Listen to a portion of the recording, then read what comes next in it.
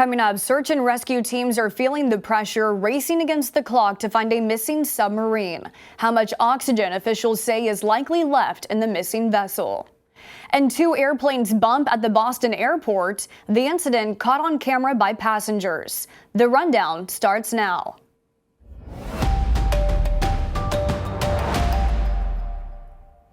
This is Straight Arrow News, bringing you unbiased, straight facts. Thanks for joining us. I'm Kara Rucker. The search is on for 5 people on board a small submarine that has gone missing at the bottom of the northern Atlantic Ocean. Rescuers from the U.S. and Canada are searching for the vessel, known for exploring the wreckage site of the Titanic. The submarine went missing on Sunday. Officials say communication was lost about 90 minutes into the dive to tour the Titanic underwater. The vessel is said to be about the size of a van and has enough oxygen to last about 4 days, giving rescuers a timetable on how long they have to hold out hope for survivors. The search and rescue operation is taking place about 900 miles east of Cape Cod and up to 13,000 feet deep. Yesterday afternoon, we were notified by the operator of the submersible vessel that it was overdue, and it had 5 persons on board the submersible. So we're working very closely at this point to make sure that we're doing everything that we can do to locate the submersible and rescue those on board. Extreme weather is stretching across the U.S., from tornadoes in Mississippi, triple-digit temperatures, and a tropical storm already forming in the mid-Atlantic. The storms in the south are a continuation from severe weather that hit the region over the weekend. Multiple tornadoes touched down in Mississippi. 1 person died and nearly 24 others were injured. There were 8 people also trapped inside a local bank for hours as the system passed through. There were at least 100 homes and businesses destroyed. In some portions of Texas, storms knocked out power, where residents were also experiencing feels-like temperatures in the triple digits. In Fort Worth, the heat index hit 113 on Monday, and the summer season hasn't even technically started. There's also Tropical Storm Brett that has formed in the mid-Atlantic, expected to strike the Caribbean as a hurricane at the end of the week.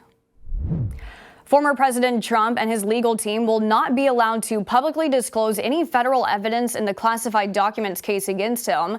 A federal judge in Florida ruled Monday that the former president can't discuss any of the discovery materials with members of the media or anyone in the public. Special counsel Jack Smith sought the order, claiming the evidence against the former president includes sensitive and confidential information. Trump was charged last week with 37 criminal counts, all of which he pleaded not guilty to. Video from inside a United airplane shows a slow-motion collision with a Delta plane on the ground at the Boston Logan International Airport. You can see the Delta plane reversing and bumping a wing belonging to the United jet.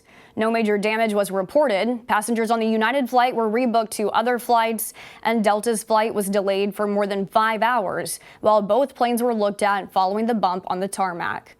This is the latest incident in a series of potentially much more serious near collisions at various U.S. airports this year. Auto safety regulators have launched an investigation into Hyundai's 2022 Ioniq 5 electric cars. More than 24 drivers reported a sudden loss of power while driving, prompting the National Highway Traffic Safety Administration to investigate the nearly 40,000 vehicles. Many of the drivers reported a loud popping noise and saw a warning on their dashboard before the EV would go dead. Hyundai says there may be a problem with a battery charging unit, and it plans to update the vehicle's software next month. Swarms of the ground-dwelling Mormon crickets have appeared in parts of Nevada and Idaho, covering buildings, sidewalks, and roadways. The issue has caused officials to begin deploying crews to try and help clean up the buildup of cricket carcasses. Nevada's Transportation Department has also warned motorists in the state to drive slowly in areas where vehicles are crushing Mormon crickets, as they can create hazardous roadway conditions and have already caused several accidents. The department has been been plowing and sanding highways in an effort to alleviate the problem.